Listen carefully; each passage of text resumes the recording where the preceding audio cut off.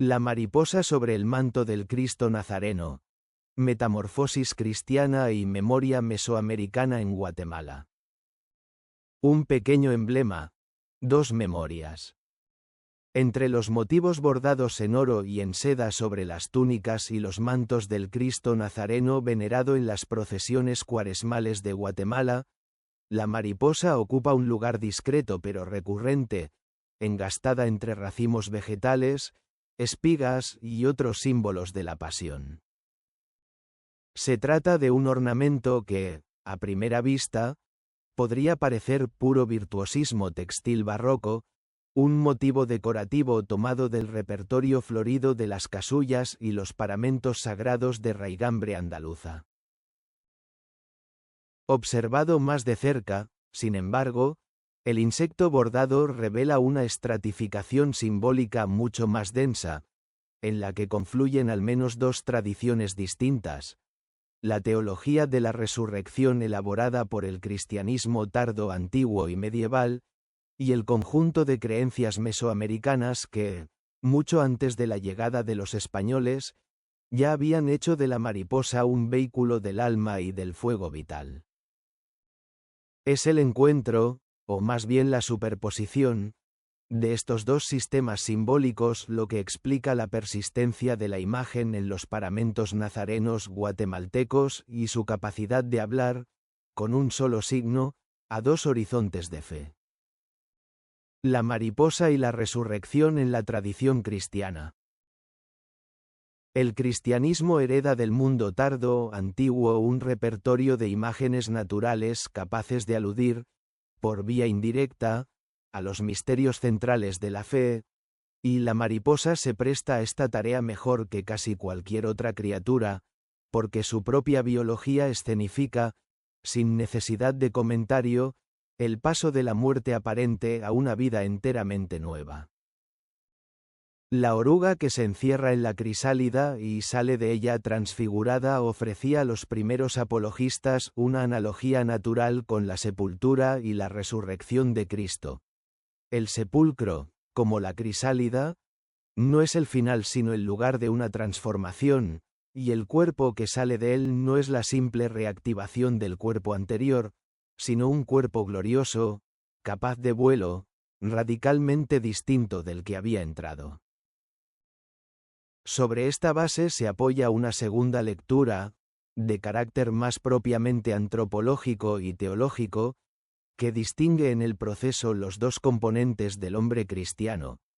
La crisálida, envoltura terrosa y aparentemente inerte, figura el cuerpo mortal destinado a la tumba, mientras que la mariposa que se libera de ella representaba el alma, liberada del pecado y de la corrupción a través del sacrificio de la cruz, y ya libre para elevarse hacia el cielo.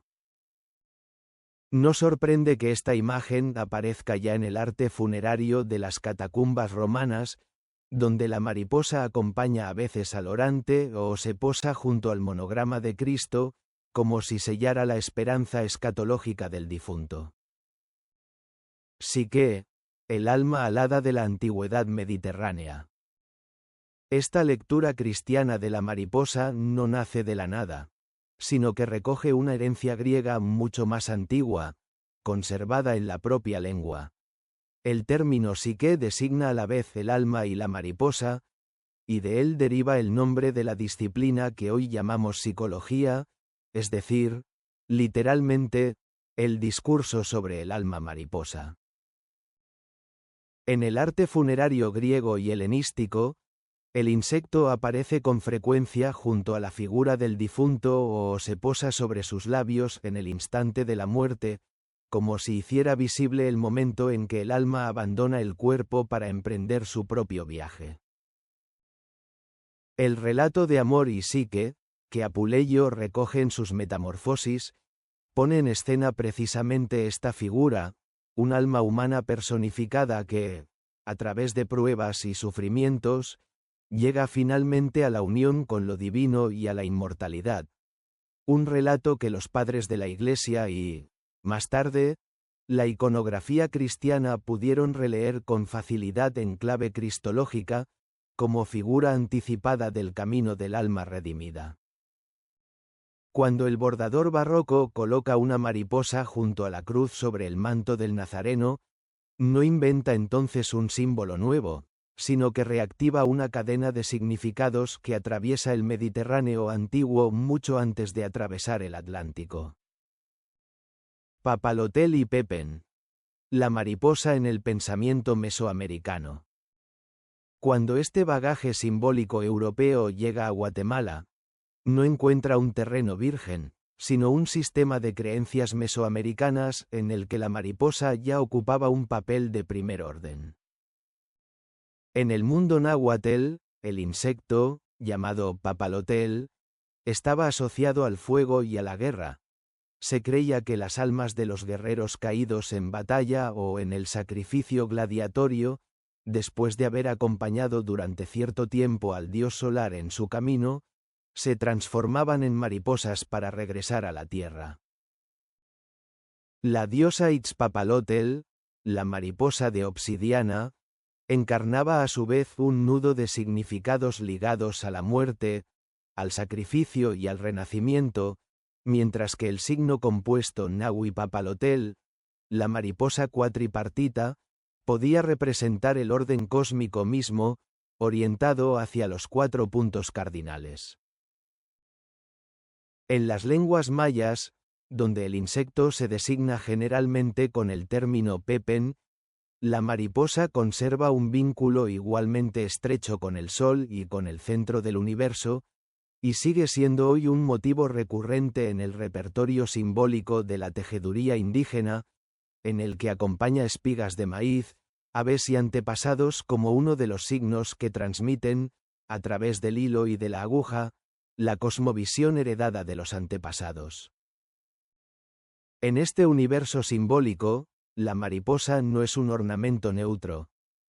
Es un alma en tránsito, un soplo vital que se desplaza entre los mundos, un signo que une al difunto, al fuego y al astro solar en una sola figura alada. Sincretismo y persistencia en los mantos nazarenos. Es dentro de esta doble herencia donde debe situarse la presencia de la mariposa sobre las túnicas y los mantos del Cristo nazareno guatemalteco.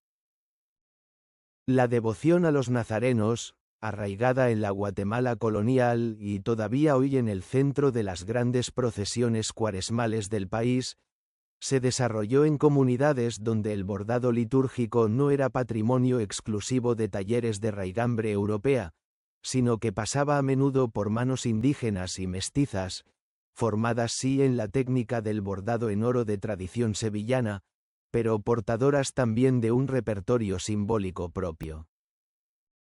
En un contexto semejante, un motivo como la mariposa podía ser acogido sin fricción por ambas sensibilidades, porque decía, con el mismo signo, dos cosas complementarias. Para el fiel formado en la catequesis cristiana, la certeza de la resurrección y de la vida eterna prometida por el sacrificio del Cristo que carga la cruz, para quien conservaba, quizás sin saberlo, la memoria de las cosmovisiones prehispánicas, el recuerdo de un alma que vuela, de un soplo vital que el fuego y el sol no dejan disiparse. No hace falta suponer una intención doctrinal explícita por parte de quien diseñó por primera vez estos bordados. Basta con observar cómo un símbolo ambiguo, capaz de habitar dos sistemas de sentido sin contradecirlos, pudo arraigar y persistir precisamente porque respondía, con un solo gesto textil, a dos preguntas tan antiguas como el hombre, la cristiana sobre el destino del alma después de la cruz y la mesoamericana sobre el camino del alma después de la hoguera o la sepultura. La mariposa bordada sobre el manto del Nazareno es, en este sentido, un pequeño artefacto de larga duración histórica, un signo que el Mediterráneo antiguo ya había legado al cristianismo y que Guatemala, al encontrarlo, pudo reconocer como propio.